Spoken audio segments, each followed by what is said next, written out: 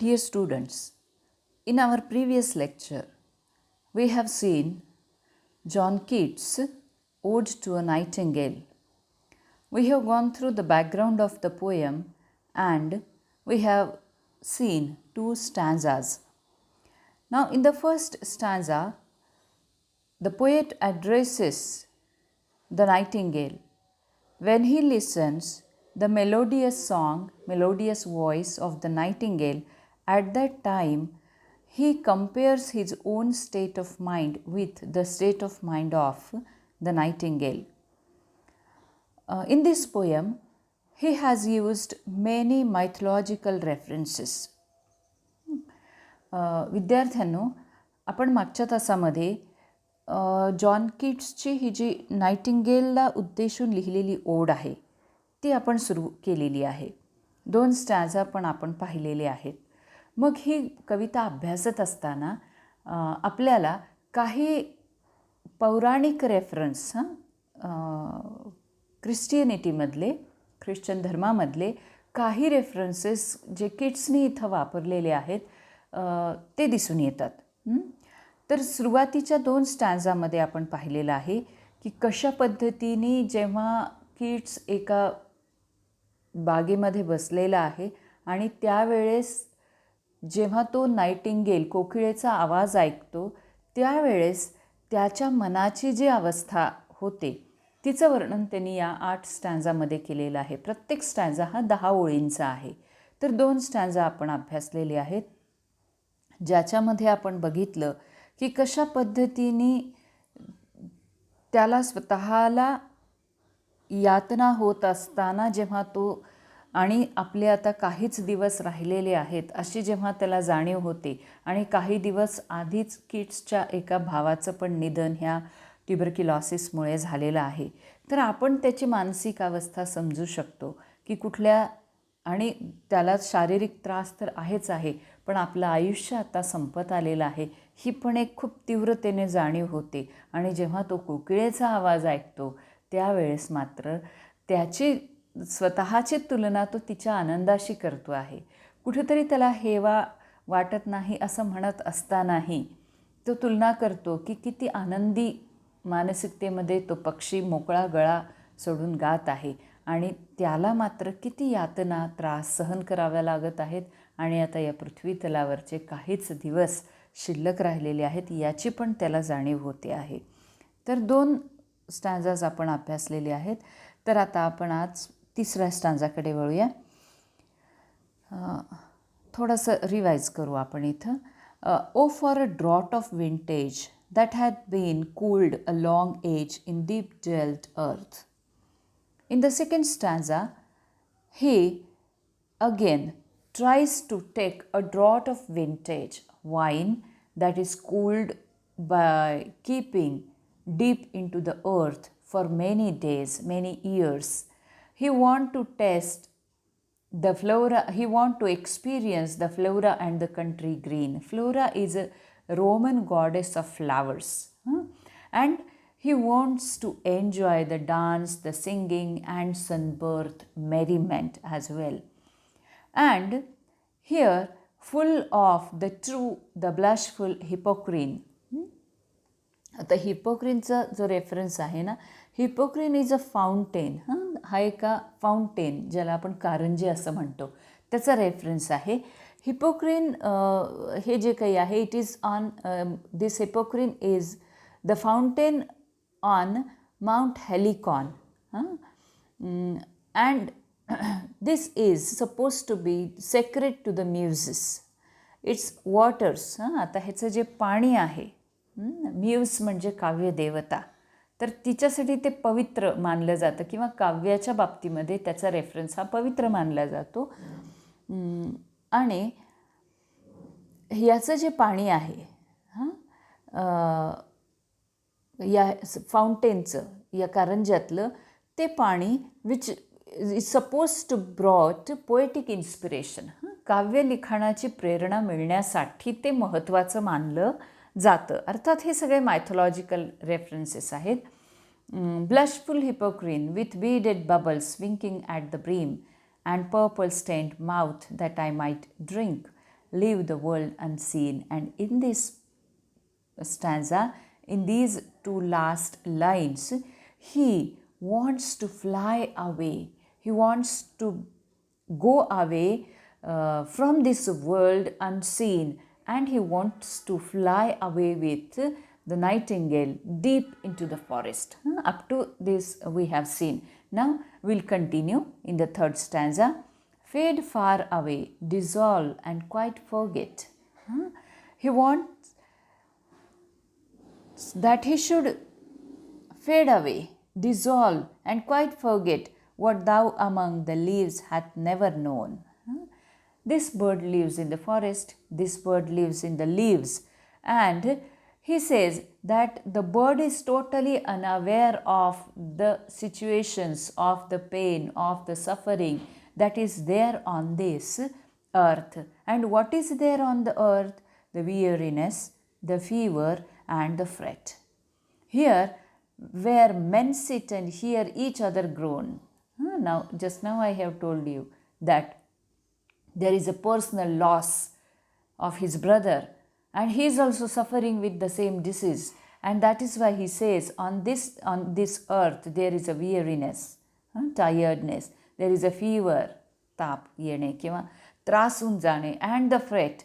Here where men sit and hear each other groan. Groaning म्हणजे कन्हे. This stanza, this third stanza, we could say that it is a consolidated with idea which tries to focus on being on forgetting the realities of the world Keats inhabits. On this earth where Keats lives, he is totally aware of the fret and furies and weariness of this world, and the passing of youth and growing older. Each and every person on this earth who is born and brought up is going to be old and going to die one day, one moment. And with the process of growing old, but that growing old is also a good process, because that would be a natural death. But at the early age, due to some disease, due to some calamity, human beings, they die, and he is aware totally about what is going on at that time when he was alive on this earth. So where palsy shakes a few sad last grey hairs, means there are some few fortunate enoughs who grow old and die. Where youth grows pale and spectre thin and dies. Spectre thin is a reference to the person who is consumed with the infection of tuberculosis and who becomes very weak, who suffers a lot and ultimately dies, and at the very young age. And that is why in the previous line he says, here where men sit and hear each other groan, where palsy shakes a few sad last grey hairs. And grey hair means the reference to the old age. Once who is born and brought up grows with the passing of time, with the course of time, that person becomes old, becomes grey haired. But at one point, that is also a fortunate thing, he says, because people, they are not living that much of life on this earth. He is going to die himself after some days. He has seen the death of his brother, and might be there are many more whom he might have seen dying due to this horrible disease, because in those days there wasn't any kind of medicine on this disease. And so he says, where youth grows pale and spectre thin and dies, where but to think is to be full of sorrow. And what are the thoughts those occupy human mind here?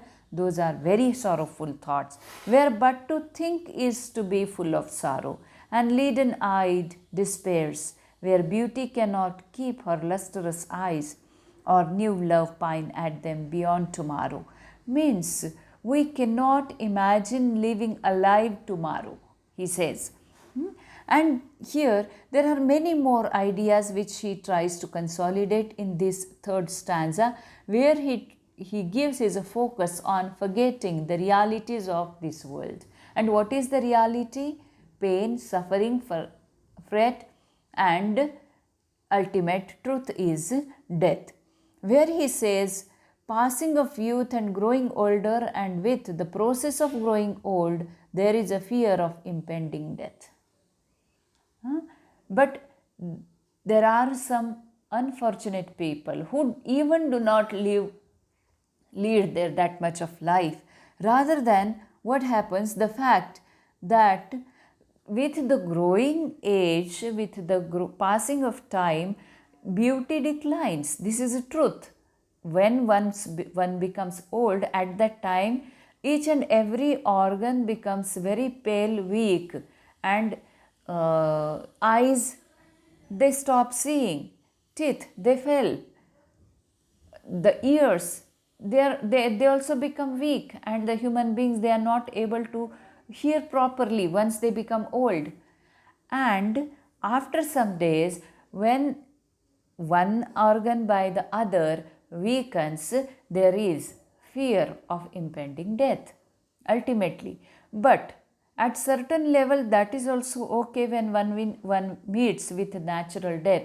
But here, prematurely young people, they're dying due to some such kind of disease, and he gives the reference of each other's groaning. There is pain, there is sorrow, and what is there here, even thinking is also being full of sorrow, leaden-eyed despair, where beauty cannot keep her lustrous eyes, means beauty is nowhere there, and or new love pine at them beyond tomorrow, means here love is also very momentary, transitory, की कुठलीच गोष्ट शाश्वत नाही आहे ह्या जगामध्ये, तर प्रेम देखील नाही, कारण आज आहे तर उद्या नाही आहे, ते सुद्धा त्याचा रेफरन्स तो इथं देतो आहे. But here there we do not find any kind of reference or his earlier reference of wine, and he at one point feels to follow the nightingale, the nightingale which is very beautiful, very sweet, and totally unaware of the realities of the world. Now in the fourth stanza he says, away, away, for I will fly to thee. He says that, okay, come on, let's go away from this world. And here he drops the idea of taking vintage, taking wine, forgetting all the pain and misery. But what he does here, he abandons the earlier ideas of having wine and forgetting the pain and misery, and says that he will use, what he will use here, he will use the viewless wings of poetry. He says, not charioted by Bacchus. Now there is a reference of Bacchus here. What is this reference here? Bacchus is a Roman god of wine. आता Bacchus ही जी देवता आहे ती मद्याची देवता आहे.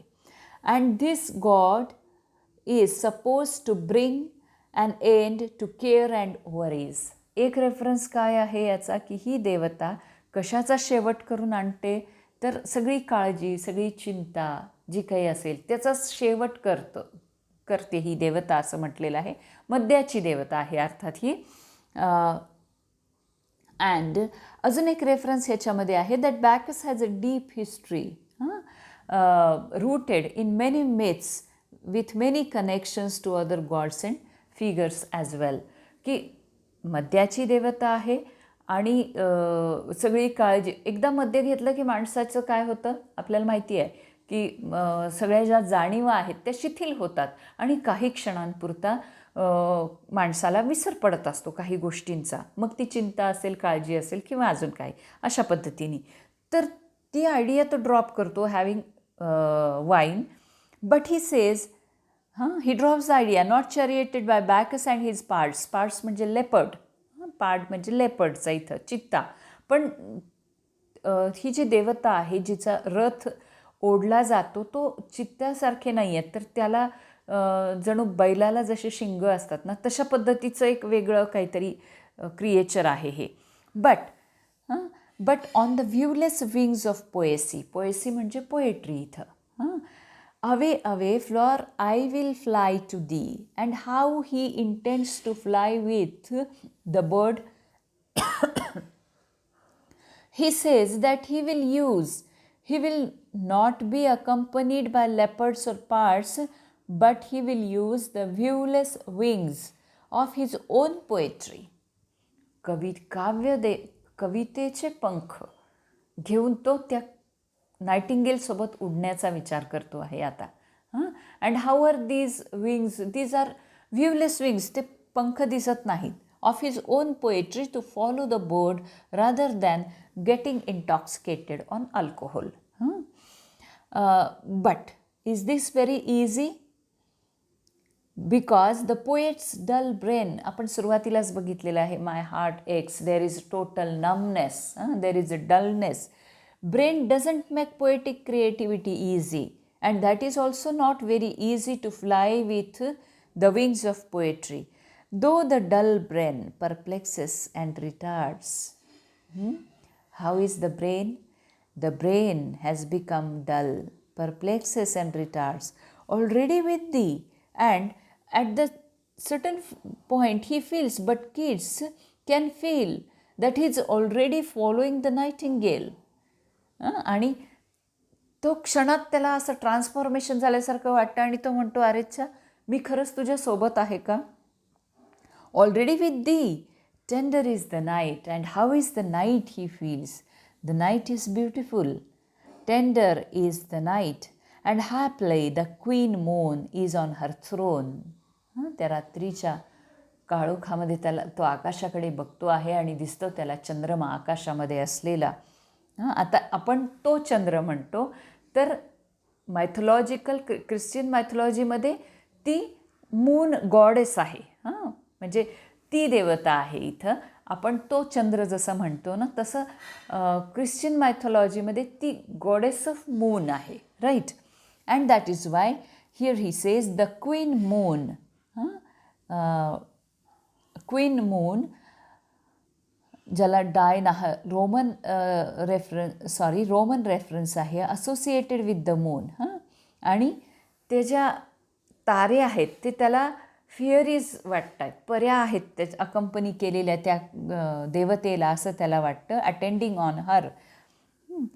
And haply the queen moon is on her throne, clustered around by all her starry face.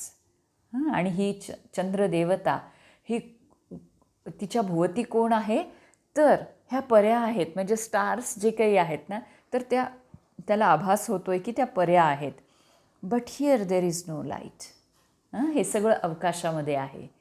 पण इथं त्याला तो काय म्हणतो परत? But that here there is no light. That heavenly night was there in the sky. That heavenly light is there in the sky, but here there is no light, he says, save what from heaven is with the breezes blown through wondrous glooms and winding mossy ways. पण इथं काय आहे? सगळे निसरडे रस्ते आहेत असं तो म्हणतो. And here in this fourth stanza, the speaker tells the nightingale to fly away, and he will also fly, not with the alcohol, but with or through the wings of poetry. And at certain level, he says he feels that he is already with the nightingale, and he describes the forest, the moonlight that is hidden by the tree, except the light that breaks through when breezes blow the branches. So this is all about the fourth stanza. Now in the fifth stanza, here he says, I cannot see what flowers are at my feet, nor what soft incense hangs upon the boughs, but in emblemed darkness guess each sweet, wherewith the seasonable month endows the grass, the thicket, and the fruit tree wild, white hawthorn and the pastoral eglantine. हे फुलांची नावं आहेत ही. Hawthorn, eglantine, fast fading violets covered up in leaves. आणि violet म्हणजे जांभळ्या रंगाची काही फुलं आहेत. And mid May's eldest child, the coming musk rose full of dewy wine, the murmurous haunt of flies on summer eves. See, this is all the description of the summer. की spring समर याचं हे वर्णन आहे इथं या 5व्या स्टॅन्झामध्ये केलेलं. ही says, the poet says that he cannot see the flowers in the ग्लेड, but he can see them in emblemed darkness. There is a darkness, and that is why he cannot see what are the flowers. White hawthorn, eglantine, violets, and musk rose. These are the names of flowers that he senses. त्याचा एक मंद सुवास वातावरणामध्ये पसरलेला आहे आणि तो सुवास तो sense, he can sense that smell, he can sense that sense, though he is unable to see the flowers, what are there, but he can sense the scent of the flowers. And so he can sense the murmurous hunt of flies on summer eves. की कीटकांचा तो आवाज जो काही आहे तो त्याला ऐकू येतो आहे. The coming musk rose full of dewy wine, the murmurous haunt of flies on summer eves. आणि ते कीटकांचा मरमर असा आवाज, कीटक घोंगावतानाचा, तो त्याला स्पष्टपणे ऐकू येतो आहे, लक्षात येतो आहे. Now in the 6th stanza, the speaker or the poet listens in the dark to the nightingale. Darkling I listen, and for many a times, he, in that darkness, he listens the melodious voice of the nightingale. And while listening to that nightingale, he has not forgotten the reality of death. Rather, he says that he has been half in love with easeful death. What type of death? See, each and every creature on this earth imagines the easeful death. Nobody wants death with, or nobody wants painful death. Nobody wants death by suffering. Nobody wants death by pain and grief. But each and every creature on this earth imagines very easeful death. And that poet here says the same thing, की त्या अंधाऱ्या रात्री जेव्हा तो त्या नाइटिंगेलचा आवाज ऐकतो आहे तेव्हा देखील तो मृत्यूचे जे वास्तव आहे ते विसरलेला नाही आहे. ते मृत्यूचं वास्तव त्याच्या मनामध्ये कायम आहे इथं, आणि तो म्हणतो की मी कायम मृत्यूच्या प्रेमात आहे. He says, I have been half in love with easeful death. सहज येणारा मृत्यू, कोणालाच त्रासदायक मृत्यू नको असतो. Nobody wants death by suffering, nobody wants death by pain. अगदी अनॅचरल डेथ यावी असं कोणालाही वाटत नाही. तसंच तो देखील अपेक्षा करतो आहे ईजफुल डेथची. Called him soft names in many amused rhyme. He says, the poet says, I have called death many a times in my poetry. Rhyme म्हणजे कविता. To take into the air my quiet breath. Now more than ever seems it rich to die, to seize upon the midnight with no pain, while thou art pouring forth thy soul abroad in such an ecstasy. Still wouldst thou sing, and I have ears in vain, to thy high requiem become a sword. Now see, in this stanza, he talks about death and how he has often been half in love with the idea of dying and had called death soft names in many of his poems. Now, though he is surrounded by the nightingale's song, he has not forgotten the reality of death. And now he says that the idea of death seems richer than ever.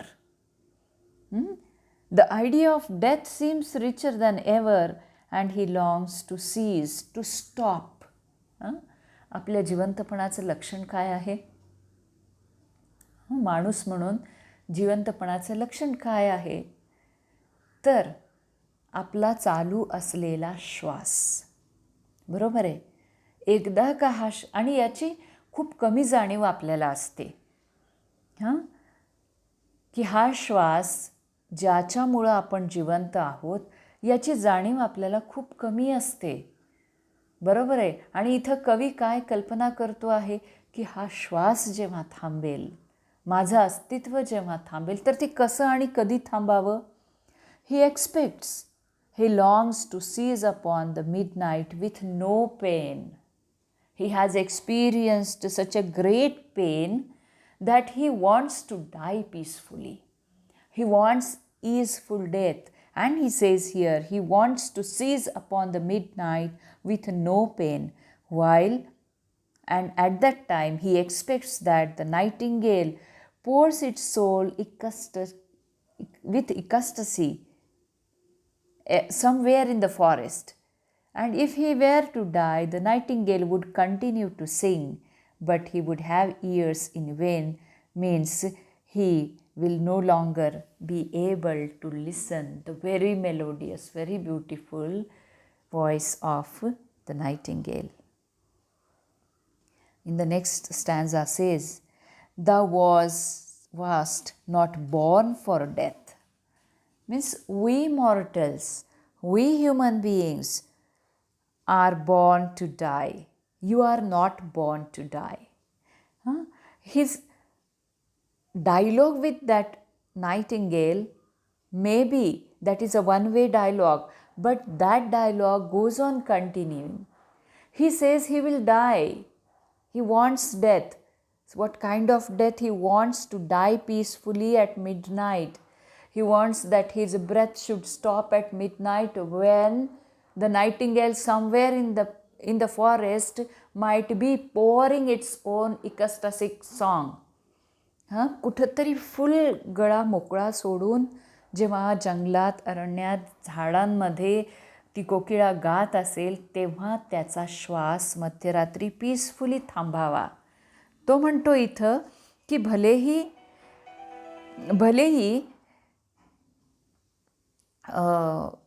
तो त्यावेळेस ऐकू शकणार नाही तिचा आवाज, कारण he will be no more. Once we are dead, we are no more to experience and feel many things. And that is why in the last line of this sixth stanza, he says in these two lines, still wouldst thou sing. मी मरण पावेल पण तू गात असशील तरी सुद्धा. And I have years in Wien, की माझा श्वास जेव्हा थांबेल त्यावेळेस माझ्या शरीरावर माझे कान असून देखील मी तुझा आवाज ऐकू शकणार नाही. आणि या नंतरच्या स्टॅन्झामध्ये तो म्हणतो, thou wast not born for death, immortal bird. He calls that nightingale as immortal bird. We are all mortals. म्हणजे आपण मर्त्य आहोत. We are going to die. आपण मरणार आहोत. पण हा पक्षी कसा आहे असं तो म्हणतो, this is an immortal bird. Thou wast not born for death. We mortals are born to death, but you are an immortal bird. No hungry generations tread thee down. बघा, मानवी जीवनामध्ये मानवी जीवनात संघर्षापासून सुटका नाही आहे. मग कोणाचं पेन आणि सफरिंग वेगळ्या कारणासाठी असेल तर दुसऱ्या कोणाचं वेगळ्या कारणांसाठी असेल. तसंच हे जग निर्माण झाल्यापासून आपण बघतो आहोत की एक जण दुसऱ्यावरती आपलं साम्राज्य प्रस्थापित करण्याचा प्रयत्न करत आलेला आहे. आणि हा प्रयत्न आजतागायत संपलेला नाही आहे. आणि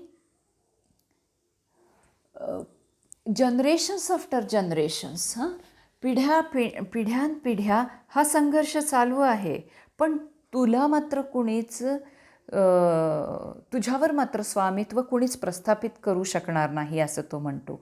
no hungry generations tread thee down, the voice I hear this passing night was heard in ancient days by emperor and clown. Perhaps the self-same song that found a path through the sad heart of Ruth. When sick for home, she stood in tears amid the alien corn, the same that oft times hath charmed magic seasments opening on the foam of perilous seas in fairy lands forlorn. Now, here the poet gives the reference of Ruth in this stanza. Now, who is this Ruth? This is a reference to Ruth of the Book of Ruth. Book of Ruth हे एक short book आहे in both Jewish and Christian scripture. जे धार्मिक पुस्तकं आहेत ना Jew आणि Christian धर्मामध्ये, तर त्याच्यामध्ये बुक ऑफ रुथ नावाचं एक पुस्तक आहे. ते दोन्हींकडं आहे, ज्यूमध्ये पण आहे आणि ख्रिश्चनमध्ये पण आहे. तर त्याच्यामध्ये ती रूथ आहे who was the Moabite great grandmother of David, supposedly one of Jesus Christ and sisters. ती कदाचित जीसस क्राइस्टची पूर्वज असू शकते आणि तिचा रेफरन्स तो इथं घेतो आहे. ज्यू लोक माहिती आहेत ना तुम्हाला, इस्रायल हा देश आहे ना तो ज्यू लोकांचा आहे. तर या ज्यू लोकांनीच जीसस ख्राइस्टची हत्या केलेली आहे असं मानलं जातं. तर तिचा रेफरन्स याच्यामध्ये आहे. ही सेज दॅट की आणि मग कोणी कोणी हा आवाज ऐकलेला असेल कदाचित. Thou wast because you are immortal.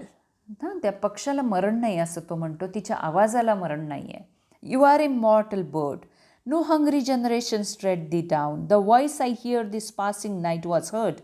हा जो आवाज मी ऐकतो आहे या सरत्या रात्रीला, तर तो आवाज कोणी कोणी ऐकलेला आहे. In ancient days by emperor clown. राजाने जसा ऐकला असेल तसा विदूषकांनी ऐकला असेल. म्हणजे रंक आणि राजा, गरीब आणि श्रीमंत या सगळ्यांनी कदाचित तुझा आवाज ऐकलेला आहे. And so this clown by homesick Ruth, he even says the song has often charmed open magic windows looking out over the foam of perilous seas in fairy lands forlorn. म्हणजे जसा समुद्राच्या किनाऱ्यावरच्या जंगलामध्ये आवाज ऐकू आलेला असेल, तसा एकाकी रूथ जेव्हा खिडकीत थांबलेली आहे तेव्हा तिनेही ऐकलं असेल. एखाद्या राजाने ऐकलेला असेल, तसंच एखाद्या रंकनी, एखाद्या भिकाऱ्याने ऐकलेला असू शकतो, एखाद्या विदूषकांनी ऐकलेला असू शकतो. Perhaps the self same song that found a path through the sad heart of Ruth when sick for home. She was away from home and she was longing for her home. She stood in tears amid the alien corn, the same that oft times hath charmed magic seasments opening on the foam of perilous seas in fairy lands forlorn. आणि फर्लॉन म्हणजे आता फर्लॉन हा शब्द ऐकला, एकाकी Ruth जेव्हा तिथं तो आवाज ऐकत असेल, जो आजच्या रात्री किड्स ऐकत आहे, आणि फर्लॉन हा शब्द जेव्हा तो उच्चारतो तेव्हा म्हणजे त्याला त्याच्या एकाकीपणाची अजून जास्त तीव्रतेने जाणीव होते आहे. Means in this last stanza, 8th stanza, the word forlorn tolls like a bell. जणू काही बेल, घंटा एखादी वाजावी तसा तो खाडकन भानावर येतो आहे इथं. Forlorn, the very word is like a bell.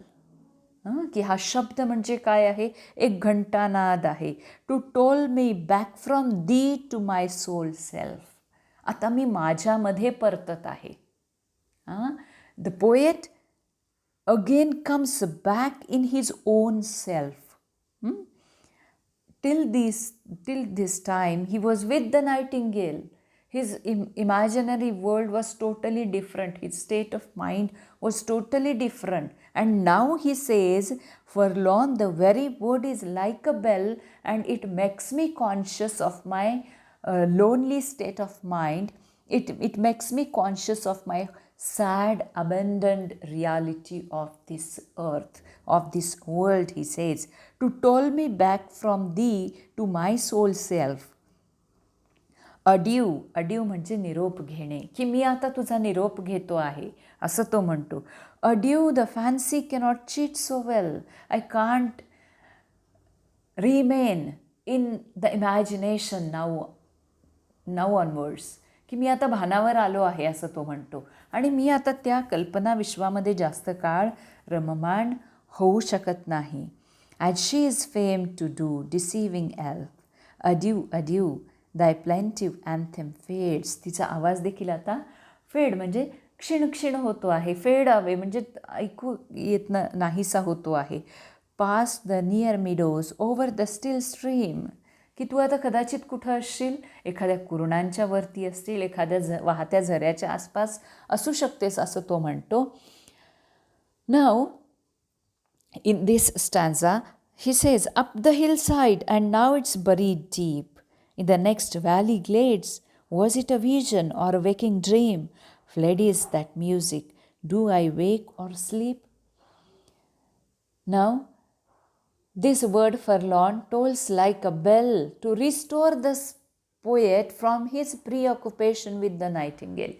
तिच्या जगातून तो आता त्याच्या जगात येतो, तिच्या विश्वातून तो त्याच्या सेल्फमध्ये येतो आहे आता इथं. And as the nightingale flies, कुठं गेली असेल ती? Further away from him, he laments that his imagination has failed him and says he can no longer recall whether this night's music was a vision or a waking dream. Now that the music is gone, कुठं गेलेलं असू शकतं? Anywhere that can be past the near meadow. meadow म्हणजे कुरण, खूप मोठमोठी कुरणं आहेत युरोपमध्ये. ओव्हर द स्टील स्ट्रीम, झरे आहेत शांतपणे वाहणारे, खळाळणारे, तिथं कदाचित ती कुठंतरी पोचली असेल. अप द हिल साईड, कुठंतरी डोंगराच्या कठड्यावरती ती असेल.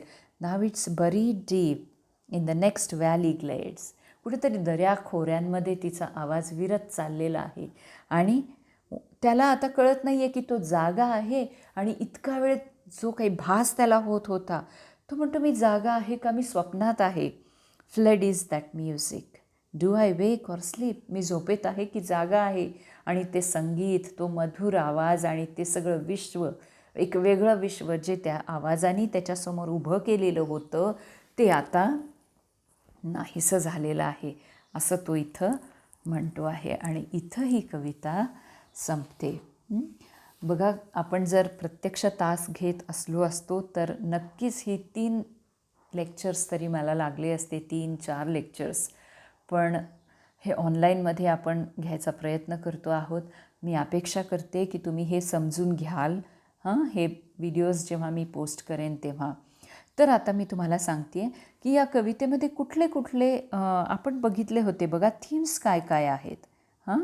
की हे 8 स्टॅन्झा निश्चित की ह्या कवीनी आपल्या समोर खूप वेगळं विश्व उभं केलेलं आहे या 8 स्टॅन्झाच्या माध्यमातून, ज्याचा अनुभव माझ्यासोबत कदाचित तुम्ही पण घेतला असेल अशी मी अपेक्षा करते. तर मृत्यू आहे बघा, ह्याची एक थीम काय आहे? Death. This theme is pervaded through out the poem. पूर्ण कविताभर आपल्याला हा मृत्यूचा जो आभास आहे तो लक्षात येतो. Even without knowing the background of kids brother passing away. इथं त्याच्या भावाचा तो रेफरन्स कुठंच देत नाही आहे, पण तरी मृत्यूची छाया ही कायम आहे.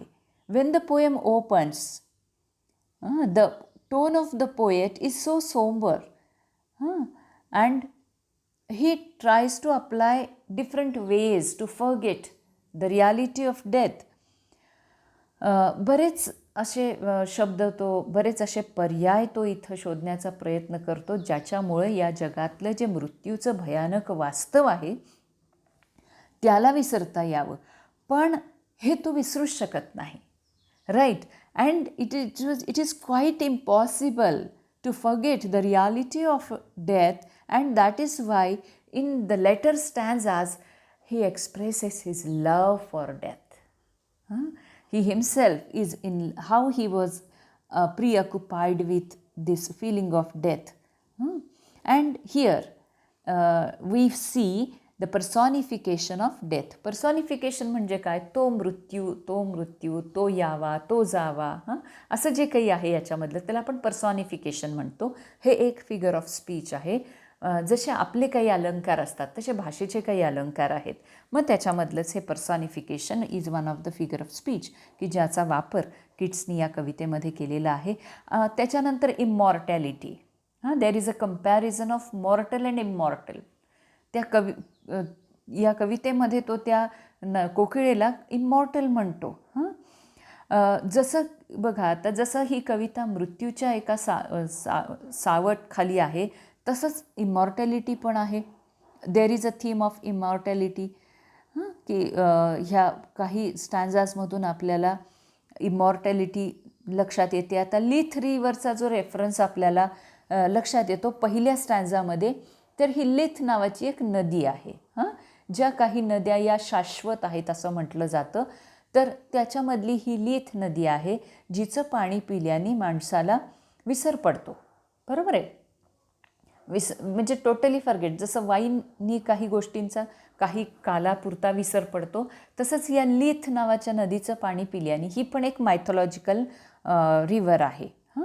आणि नंतर ह्या 7व्या स्टॅन्झामध्ये परत नंतरच्या भागामध्ये नायटिंगेलचा रेफरन्स तो इमॉर्टल बर्ड असा करतो आहे. त्याच्यानंतर नेचर आहे एव्हरीवेअर. आर्ट आहे. When he calls that he will take the unseen wings of poetry and he will fly away with the bird. At that time there is reference of art, right? की कला आहे ज्याच्या मदतीने तो काही क्षण का होत नाही, पण आयुष्यातलं भयानक वास्तव जे काही आहे त्याचा विसर त्याला पडतो आहे. And that is why many faces of nature he shows us, right? खूप सारे नेचरचे रेफरन्सेस तो इथं देतो आहे. स्पीकिंग ऑफ नेचर आहे, unity of nature, supernatural element in the nature, right? तर हे सगळे रेफरन्सेस आपल्याला या कवितेच्या माध्यमातून लक्षात येतात. आणि हे आता जॉन किट्स हा जो कवी आहे ना, त्याला रोमॅन्टिक पोएट असं म्हटलं जातं, कारण त्याच्यामध्ये हे सगळे आस्पेक्ट्स आहेत, nature, beauty, love and everything. आणि म्हणून हा एक रोमॅन्टिसिझम ही एक मुवमेंट होऊन गेली ब्रिटिश लिटरेचरमध्ये. तर हा किट्स नावाचा जो जॉन किट्स जो कवी आहे त्याला रोमॅन्टिक पोएट म्हटलं जातं. आणि हे वेगवेगळे रेफरन्सेस कवीनी आपल्या याच्यामध्ये वापरलेले दिसून येतात. त्याच्यानंतर रोमन गॉड्स आहेत. Many references are there of Roman gods, goddesses throughout the poem, जसं की फ्लोरा आहे, बॅकस आहे. त्याच्यानंतर ग्रीक मायथॉलॉजी आहे, ख्रिश्चन मायथॉलॉजीचे रेफरन्स आपल्याला इथं दिसून येतात, या कवितेमध्ये लक्षात येतात. त्याच्यानंतर फेरीज आहेत, की जेव्हा तो रेफरन्स देतो की चंद्र ह्या सगळ्या फेअरीजनी वेढलेला आहे, किंवा चंद्रदेवता ही वेढलेली आहे. वेगवेगळ्या फेअरीजचा रेफरन्स आपल्याला इथं किट्स देतो आहे. अर्थली एक्सपिरियन्सेस आहेत, जे की ह्या सगळ्या बाकीच्या वर्णनांपेक्षा खूप वेगळे आहेत. खूप साऱ्या इमोशन्स आहेत याच्यामध्ये, खूप सारे ॲब्स्ट्रॅक्ट आयडियाज, पर्सॉनिफिकेशन याचा वापर कवीनी केलेला आहे. आणि एकंदरीतच नायटिंगेलचा जो रेफरन्स आहे ना, Keats relate this reference of nightingale to a creature of mythological proportions by calling it a light-winged dryad of the trees, by stating that its song conveys as much truth as the fabled hippocrene. हे सगळे references आपण बघितलेले आहेत. The song of the nightingale is what inspired this whole piece. आणि ही एक chain आहे, stream of thought ज्याला आपण म्हणतो, हो की नाही? की एक आवाज ऐकता क्षणी त्याचे कितीतरी विचार, एका विचारातून दुसरा, दुसऱ्यातून तिसरा, तिसऱ्यातून चौथा, वेगवेगळे रेफरन्सेस, वेगवेगळे पर्सॉनिफिकेशन्स कवी इथं आपल्याला वापरत असलेला दिसून येतो. तर मी अपेक्षा करते की ही कविता तुमच्या लक्षात आली असेल. तर तुम्ही पर्सनली पण मला कन्वे करू शकता की ही कविता तुम्हाला समजली किंवा नाही. तर आपण आता इथे थांबूया आणि